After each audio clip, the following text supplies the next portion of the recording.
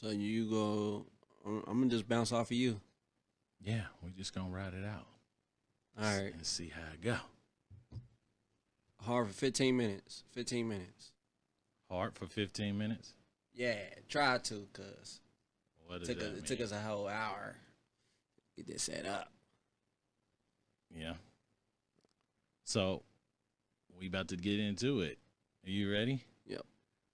All right. So we trying this live streaming thing. We set up. We in the dungeon at Mom Duke's crib. We in the basement. Let's just call it the basement. Fuck it. And so this is going to be episode 2 of the Now What podcast that we streaming live on Facebook. And without any further ado, like I had to bring on this illustrious guest. Can I call you illustrious? Nah. Yeah, illustrious. I'm just going to call it what it is. We're going to call a spade a spade. This is my illustrious guest for this evening, episode 2 of the Now What podcast. So this young man happens to be an activist in the community, right? Fighting for social injustice, right? Police brutality, right? Tenant rights. He also has a program that supports mothers that lost their children due to gun violence. I mean, you out there. Out there. but most importantly, you my baby brother though. So without further ado, is my baby bro, Mr. DeeRoss. What's going on? No, I'm just kidding. But let's get into it. Episode 2 of the Now What podcast. Let's go. Now tuned into the greatest. You are now tuned in to the Now What podcast with your boy King David, a.k.a. Mr. Mosey Wells. We about to get into this, chop it up about life, chop it up about wealth, chop it up about hustling. Anything you want to talk about, we gonna chop it up about. So sit back, relax, tune in, and enjoy. Love and respect. Yo. So we active on the Now What 2 podcast with our illustrious guest, Mr. DeeRoss. We already kind of gave him an introduction, but so before we get all the way into the show or really start to chopping it up, why don't you talk to the people, let them know who you are, what you do, and most importantly, how can they connect with you if they need to? Yes, sir. My name is DeeRoss. I'm the founder and CEO of the Ross Foundation, a grassroots nonprofit organization. Our mission is to take the community out of survival mode into thriving mode by creating effective youth programs, repairing our communities, and developing leaders. And we've been live in effect since 2014, and we've been out here. We focus on the Far East Side, my childhood home, 42nd up Post Road area. Gang. You know what it is, gang. You know, and it's about, restoring hope to a hopeless community and eradicating systemic poverty by any means necessary. So talk to the people, let them know, like, what are some of the things that you're doing, some of the things that you have in place to address some of those issues. Yeah, so, we do community annual events. We do back-to-school giveaways, toy giveaways, food giveaways, Easter egg hunts, peace marches. But we realized over the first couple of years of doing it, that was just putting a Band-Aid on it, on some of the issues and, not getting to the root causes. So what we decided to do was do intakes at each one of our events. And so now we get about 500 intakes per event.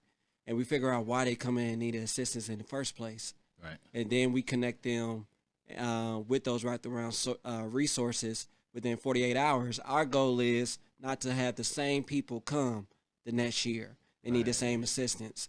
And so on top of that, we realized that, it's deeper systemically. It's issues that's is way deeper than just solving them at a community event, and it has to be long-term change. And so we created some programs around that. And our 5 pillars is youth empowerment, crime prevention, advocacy, community wellness, and due to COVID-19, we added this last pillar, emergency response. Okay. And so tell me about the last pillar, emergency response. Yeah, so we saw that it was a gap when COVID-19 kind of had an uptick, especially in Indianapolis. We realized that vulnerable communities wasn't having getting access to resources or services to come into their communities. Especially you talk about 42nd and Post, an area Gang. that's already don't have resources, the basic needs. So do you think they gonna have the basic essential needs, especially with COVID-19? No. And what community centers are reaching these people who don't have transportation or internet or Wi-Fi or cell phones or anything or the ability to go door to door? And so we created this concept with this emergency response was we go get out here in the trenches. We go knock on doors and do check-ins and see what they need and what they don't need and bridge that gap. Because if it's Indianapolis Urban League is offering these resources and services, but they ain't on for in the hood, then we got to bridge that gap. If the Cafe Community Center on 38th and Post is offering these resources and services, but they not going outside their four walls into the trenches, then we got to bridge that gap. So when you talk about bridging the gap, which is a great thing, it's definitely so there are services out there. There is definitely need out there, but sometimes there is not a connection between the two outside of a sign that a person may see driving down the street or word of mouth. Yeah. And so the Ross Foundation has committed to being the Outreach the conduit, right, to connect the people to those sources. Mm-hmm. So talk to me about so after you get your data collection and you identify the need, then what is the next step after that? Yeah, so we already have we have a call center. We hire young people between 16 and 24. We partner with Employee Indy, and so we have 30. I have 30 employees under me right now. All they do is all the intakes we get in, all the data we get in. It's their responsibility to reach back out to those individuals and provide those wraparound services, connect them to that need. And then, we make sure that it is still a need. And if they have any deeper issues that they need addressed, then we connect them to those certain resources and services. So we got a volunteer committee as well who is in charge of delivering those resources to them after we figure out exactly everything they need, because it may be something that the intake don't cover that they may have issues about, or it may be some situations that we need to be radical about, especially when it comes to housing. True. So that is a definitely a well-needed service in the community, and I applaud you for making that connection, actually seeing that. So what other things can we expect from the Rouse Foundation going forward? Yeah, I mean, we're working on getting our office building this year. We will have something that's inclusive to the Far East side of Indianapolis, and we're like this. We're this far away from capitalizing on a location that is central location of our neighborhood where it could be walking distance, and we could provide every resource and services they may need, or connect them to any resources and services. We're going to have mental health clinic inside our office. We're also going to have pro bono legal services inside our office. And man, we're going to go over and beyond for our community. But one thing about us, we're not here to here for 1 year or 2 years. We're here to stay. We're permanent. Y'all got to deal with us, whether you like it or not. We're not going anywhere, whether we get funding or grants. We still go do the work in our community. But if we get more support, more funding, it's only going to expand our impact. So did you have the location? Is that, did you say the location? Yes, it's going to be fairly close to 42nd and Post Road. Not to be released at this time. Yeah, so I'm giving you guys a little exclusive news. And you heard it here first. Now What Podcast with your boy. So that's amazing, bro. So I applaud you for doing that, and I applaud you definitely for the work you do. And one thing that I know as a servant, when you're going through servant leadership, right, is not easy. No. Right, and as you're fighting for the people, you're also fighting with the people. Yeah. Right. So.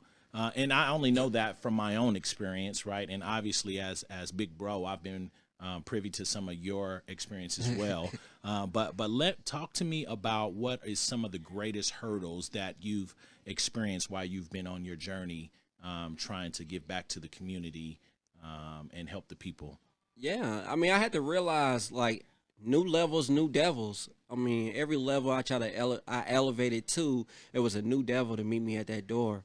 When it comes to support from your own peers, your own family members, your own friends, like I had to realize that my journey isn't everyone else's journey, and I had to be okay with that. Let that sizzle in your spirit for a moment. Exactly, Right. and so I'm a sensitive person. You know that, bro. Well, the nigga is kind of sensitive. Very sensitive. Well, we both sensitive. And so that's fair to say. Yeah, we both sensitive. Yeah, and you a little rough, a little rougher. I'm sensitive though.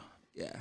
So when people don't come support or show up to the event, it used to bother me at first. And I had to understand. Until I started understanding myself on why I think the way I think, why I operate the right way I operate. And so it made me become more understanding of other situations, other people's situations on why they may do the things they do or may commit to something and don't follow through. Right. And I had to learn to stop judging. I had Look to learn, at you trying to grow in this motherfucker. You feel me? So, I had to learn how to stop judging people in general. Right. And, at the end of the day, whatever I can help or assist them with, or they allow me to help or assist them with, at the end of the day, I know in myself that I did everything I could to help them.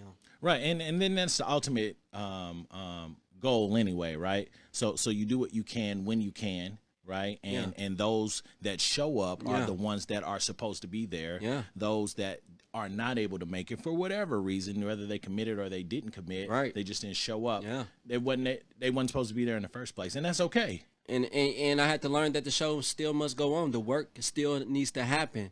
Rather, it was times where I only had one or two volunteers out there with me. Yeah. Or just me out there, literally, just me out there. And it's been times where I have 40 to 50 to 100 to 1,000 people in attendance, and so I had to, so word of advice, if anyone's trying to give back or getting discouraged about, where they at right now, especially you in the beginning stages, just stay consistent, stay committed. Those are two words you must keep, because with consistency, more support comes. Because especially when you're trying to transition from an old lifestyle to a new lifestyle, they are watching your every move. They are waiting to see if you're consistent and committed to your purpose. Yeah, so we're going to put a pin in that, the transition, right? We're going to call that the transition. So we're going to come back to that. But so the consistency, so the people seeing you doing the thing that you said you was going to do, right? Yeah. And I think I don't want to generalize our culture, but I would beg to say that we do have a crab in the barrel mentality, right? Whether that came from Willie Lynch or whatever, it's there, right? And so sometimes when we see one person getting out of the barrel and reaching back for the other crab, well, then 10 more pile on to try to pull it down. Yeah. Right. So, but breaking that, I think that comes from consistency. Yes. That comes from people see you continually doing the work. That comes from people seeing that you are vulnerable. Yeah. Right. And you're not perfect. Right. And that, no matter what, the ultimate goal is that I'm here to help the people. And on top of that, the biggest things is trust in relationships, And so with us, we already grassroots. We grew up in the trenches. Gang. And so we don't have to try to establish relationships. It's natural. Like, everybody already love us. Everybody already know us. Everybody already seen our transition firsthand. And so we don't have to sell ourselves to anyone. And so that's why we're able to have the impact we have. So when you say we, who are you referring to? Just anybody in general who. Because I grew up in Brownsburg, bro. I don't know nothing about that stuff that you talking about. Oh, you grew up in Brownsburg? Okay. Bulldogs for life. All right. All right. Yeah. Demo. You had a loss for words. Yeah. Why you got to bring up Demo, bro? Like, Wow. Okay. David may have grew up in Brownsburg, but Demo definitely grew up in Sun Place. How about they both grew up in on the far? Oh, the far. I don't like that term, but Where did that come from? man, I hate that term. The far. I like the far though. I don't know. I like it. I don't like it. I like it. I don't like it. I think that it captures. So we had a group on social media specific for the neighborhood, and then it ended up turning into two groups, right? Yeah. Because one was incumbent of the whole far east side, right, and then one was specific to the neighborhood, 42nd and Post Road. and so I think the far is a great depiction, because really when it really break down, like, and we're out and about, like, well, I don't know how it is now though, so let me be clear about that. But back in the day, no matter what section you was from, when we was out and about, we stood together. Yeah. Now we may fight when we get back to the neighborhood. But when y'all was at the East Rink, Black Expo, anytime it went down. Any clubs, it went down. For sure. So, but also I'm saying that to say that I liked far. I don't know where the name came from, but that's the youth, and we get old, bro. Like we old men out here. You hear me? 30. Woof. 30. So talk to me about the transition. So, we touched on a little bit when we were speaking a little earlier. There is definitely a process growing up, right? And I'm not talking about the physical act of growing up, but I'm talking about the journey from boy to man. Yeah.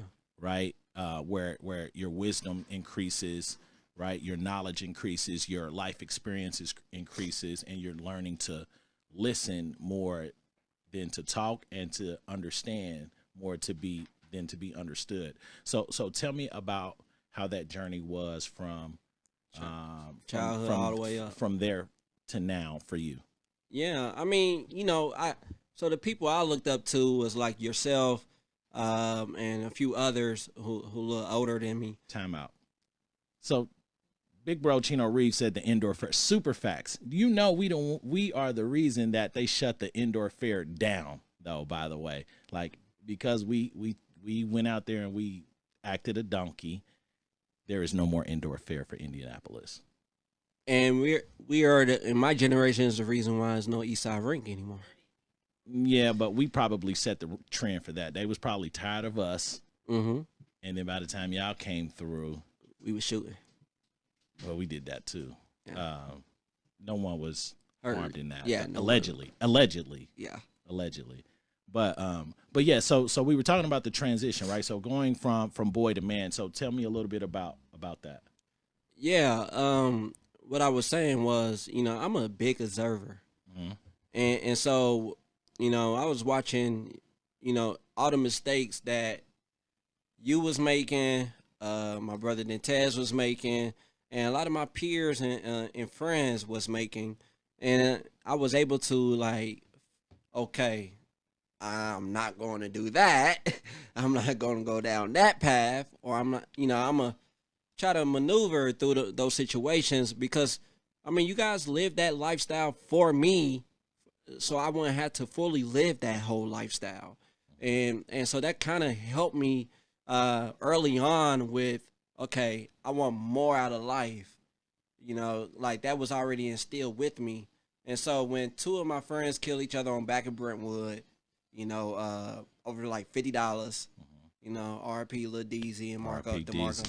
But 2 times. But it was crazy. I was like, oh nah, man, I gotta break this cycle of generational trauma. I gotta break this cycle. Like, I looked at the people who was 10 years older than me. Then I looked at the people who was 10 years behind me. And I was like, man, it's a revolving cycle. Like, I'm gonna be there in 10 years. Then that's not what my future. That's not what I want.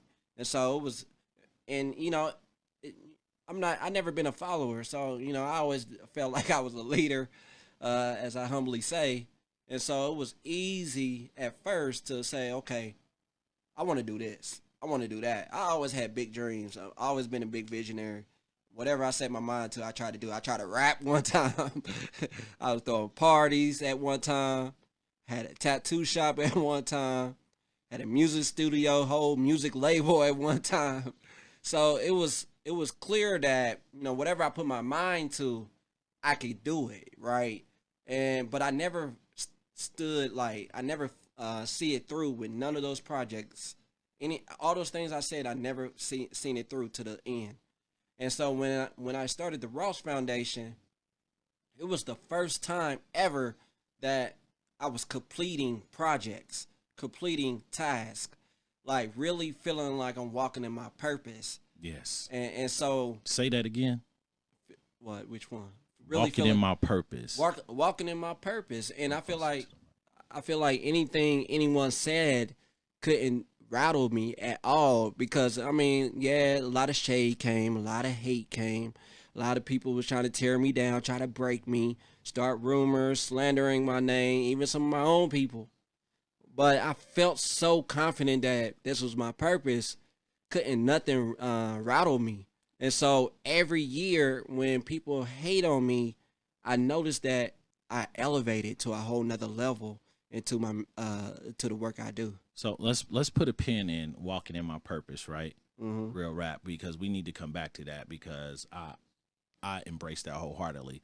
But what I want to drop this jewel. So TD Jakes, and you know, I'm not a Bible thumper. I know. I am more of a spiritual person than a religious person. I know. Right? But I mess with TD Jakes and Joel Osteen, right? Because I love the way that they pour into people, you know what I mean? And motivate people. So those two combinations are powerful for me. But I say that because he has this, and I think I turned you on to this. I don't know if you ever watched it, but he has this, it's on YouTube, and it's TD Jakes Leadership. Yeah. Right? It's powerful. Yeah. Right? It's an hour long, and he breaks down so many jewels in that, you know what I mean? And it talks about the transition of the person that is in the back who was called to be in the front. Right. And so they, and to summarize, it's when you get into the front, right, because you still perceive yourself as where you were when you started, and you're thrusted into that position, the people are looking at you and judging you, but you really still see yourself as one of the people. Yeah. Right. But you've been called in your purpose to be in front. That means that you will take all of the shots. Yeah. Right. Eat them. You have to cut down the weeds and clear the path. Yeah. And then you have to go back and get the people and argue with the people and fight with the people who is comfortable living, thinking, breathing in that same mentality that they've been conditioned to do. Yeah. And tell them, no, bro, sis, like this is the way. Yeah. Well, nigga, you don't know that's the way. You know what I mean? Like, you got to fight the people. So you're fighting for them and you're fighting against them. And it was crazy. Like, I was running into that resistance at first when I was coming back into the community, and I said, "Hey, let's do this. Let's do this. I got an opportunity." You know, a lot of people at the beginning didn't trust it at all, and so once I got to showing them that it could be done through my success, it was like a sense of hope. Restoring hope right back into him, like, man, dang, I want to do what you doing now. Like, because of a consistency of that commitment. Well, they see the work. And then they starting to see the impact I'm having in our communities, because I'm like, I go on Brentwood all the time and be like, look, I mean, you willing to die over a street you don't own? You know, and I had these, I hate when people put that narrative out there that we don't have any intellectual, smart human beings growing up in our communities, especially in impoverished communities. Man, there's some brilliant minds over there. So we have real conscious conversations about life. And when I talk about, you know, like all the things they doing illegally, those same skill sets, they could be doing something legally. Allegedly doing illegal. Allegedly. Yeah. Sorry. But anyways, they could be doing it and apply it to something legally and make 10 times more. Yeah. And so they don't know what they don't know. And so, you know, when I go over there now, it's like, man, I trust you. I believe you, because you've been consistent and you've been committed, and we're seeing your impact.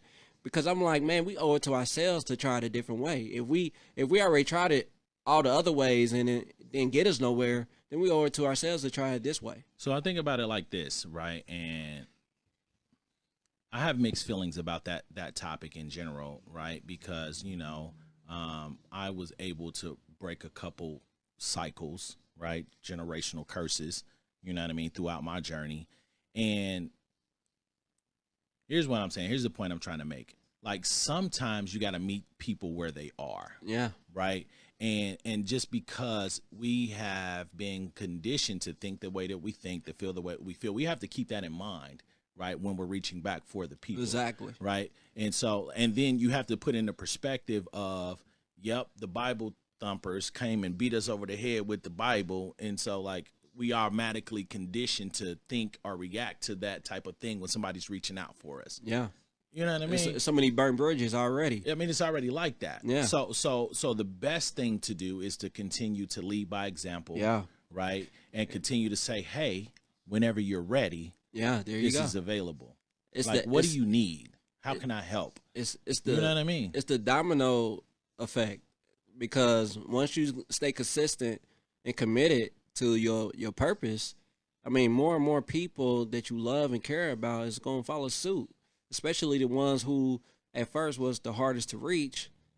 They gonna be the ones fighting with you tooth and nail to change the community, to help revitalize the community, get it going in the right direction, and putting books in these kids' hands. Yeah, no, most definitely, right. So like, my experience has been like, I had been in the position where I was like, nah, bro, this is the way. Yes, let's go. And been so disappointed and let it down because I can see the light.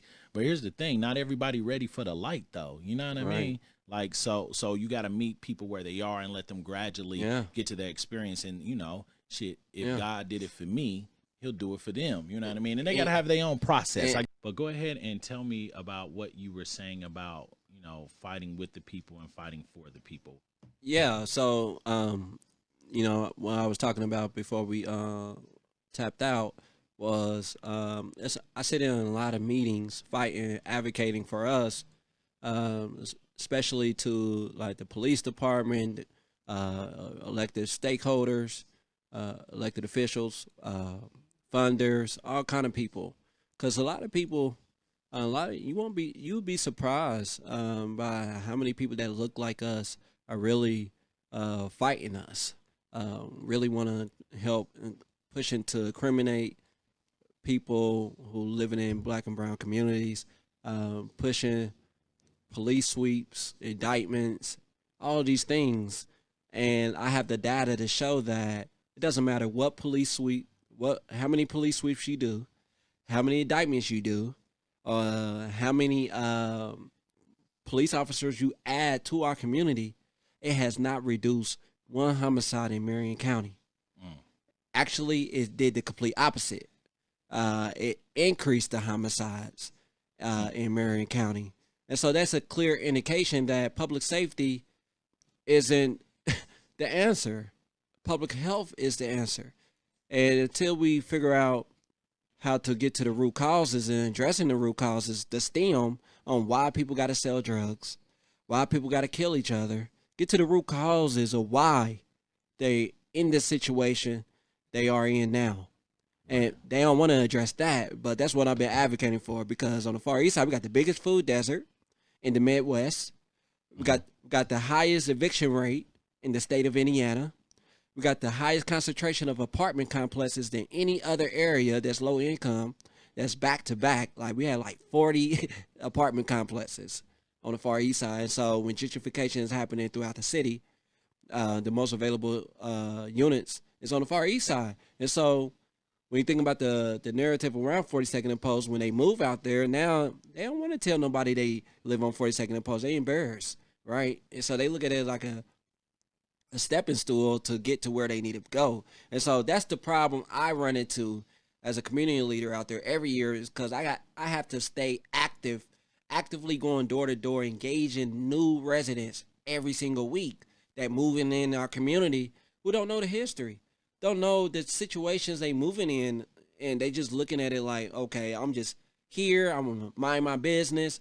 Back in the days, we had that village mindset where, our neighbors and everybody was like, I had like 20 dads, 20 moms, Like, Shout out to Pops, R.I.P. Pops. yeah, R.P. Pops. Shout out to Amos. Yes, some real ones. People who Shout out to Big Sid. really who took you under their wing, and fed you, or brought you clothes like you was one of their own. And so we need can't that. forget the moms either. Yeah, Shout out Miss Robin, I said the mom. Miss Alice, Miss Vita. Yeah. Miss Vita, Yeah. It's a Miss long Rhonda. It's a long list. Pops, yeah, Mr.Derris, Miss Rhonda. Yeah, they definitely was neighborhood parents. Miss Dorothy. Yes. So, we got to get to that village, right? And so we also had the poorest reading literacy rate in the entire state on 42nd and Post, but we don't have a library. It's so many different things we don't have, and they wonder why we do what we do. Brightwood got a library. Yes, they got a library. It's nice too. Nice one. How did they get that? Well, and that's why I got involved with the library systems to understand why we don't have a library on 42nd and Post. Be careful. And so I've been advocating for, hey, we need a library over there. And, because what they did though, instead, they are building a library in Fort Harrison instead of right there on 42nd and Post. It still don't make sense to me why they not putting a library right where the hardest hit area is. And we have the highest concentration of mental health and trauma, but we don't have any mental health clinics on the Far East side. So we touched on a little while ago purpose, right? And I wanted to put a pin in that because that is a powerful thing, right? And so tell me how when you transition from your younger to your older and you realize what your purpose was, how that has been instrumental, finding your purpose has been instrumental for you to continue on your journey. Yeah, when I found my purpose, you couldn't tell me nothing. I don't care who you was and where you was from, or how successful you are. I was so confident in my purpose, my journey, and once I found that, it was by the grace of God, that I found it, because once I understood my why, Purpose. That's what keeps me grounded. Is when I get frustrated, when I get discouraged, I go back to that why, and that why like overturns everything, like overrules everything, and so that's what keeps me grounded. But self-care is key in all of this. You can find your purpose, but it's equally as important that you take care of yourself, especially your health. That I learned along the way. And it's also can be called self-love though, right? Yeah, self-love. Yeah. So talking about self-love, I just practiced some self-love, right? So I went to this place called Afloat, and I ain't trying to plug them because they're not paying me or nothing like that, but it was fire. So what they do is they put 1,000 pounds of Epsom salt in a jacuzzi and turn off the lights, and you have like a little blue light, and you just lay in you float on top of the water for an hour. You gotta try that out. It's fire. Yeah. Just don't get none in your eye. You're gonna be all bad. Then I went and I got a pedicure. Yep. Jeez. Hey, real man get pedicures. You gotta take care of yourself. Ain't nothing wrong with that. Yeah. Beard gang too. Yeah, man, I got a little scruffy.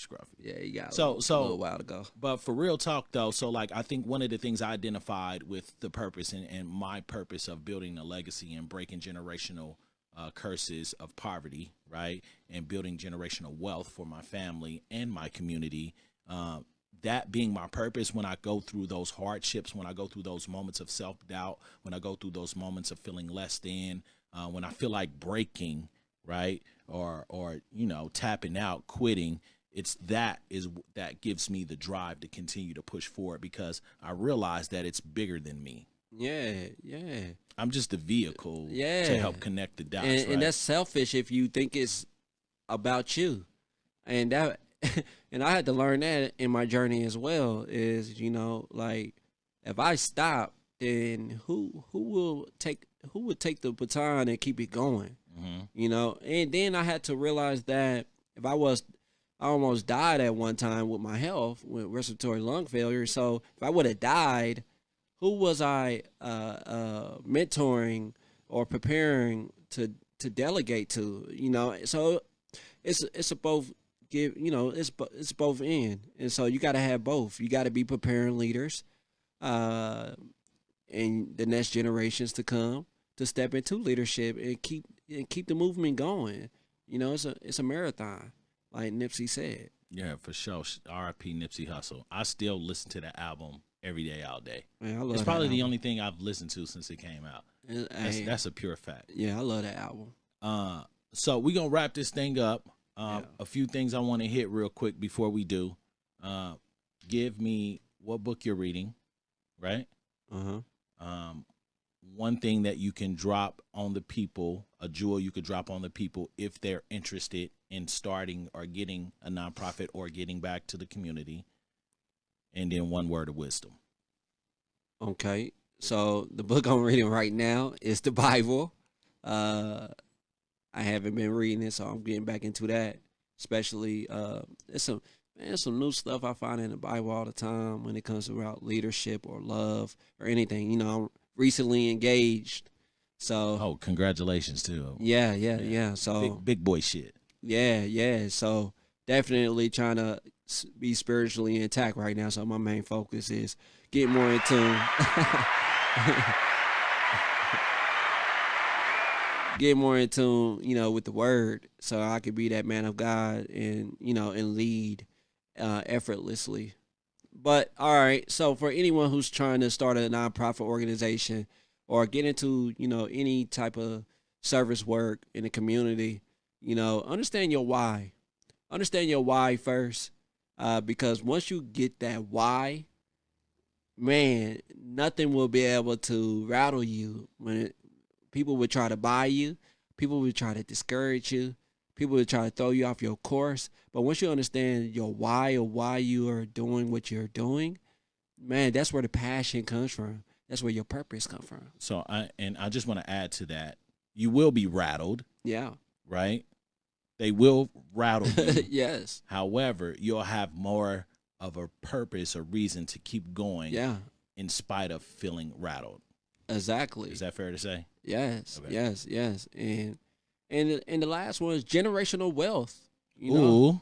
That's the if I could leave anybody with anything from this, if you take away anything, just take away this.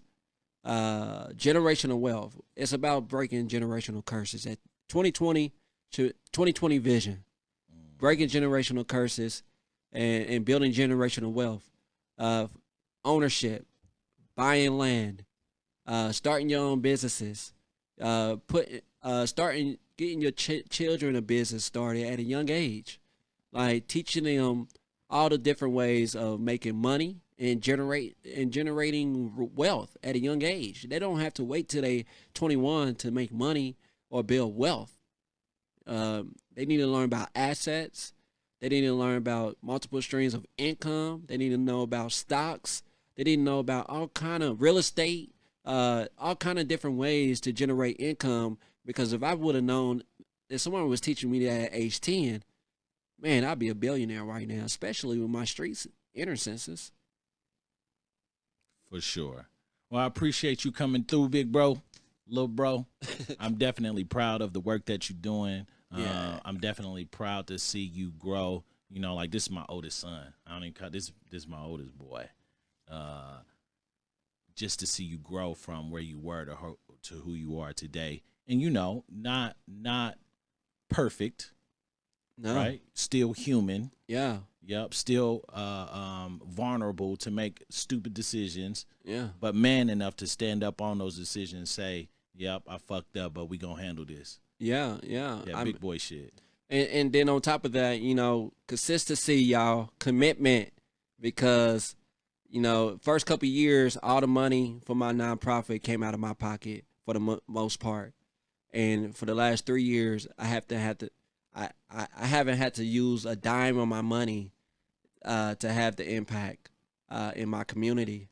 And so commitment, consistency, that's where you start to see more support come your way. Super facts. Well, I'm gonna let you slide, bro. I know you got things to do. I appreciate you coming through the show. You feel me? I appreciate you dropping that knowledge on us. We definitely gonna keep this thing moving. Thank y'all for tuning in. My apologies for the technical difficulties, but I think we got this thing figured out. And this is our first live stream, second podcast, so I feel like we're doing relatively well, on the Now What. So I know that I dropped a video about podcast 2 with the real estate, but we had some technical issues with the audio on that. But I promise you that episode is going to be so major when it drops, right? So I know that didn't go through like I wanted to, but we're going to level that up 10 times. So we're going to be talking about real estate. We're going to be talking about buying properties. We're going to talk about selling properties. We're going to be talking about multiple streams of income. We're going to be talking about breaking generational curses, how you can get started in real estate with $0. Like, I'm just going to drop so many gems in that episode. It's going to be worth the wait. So I appreciate y'all tuning in. Stay connected. Love and respect.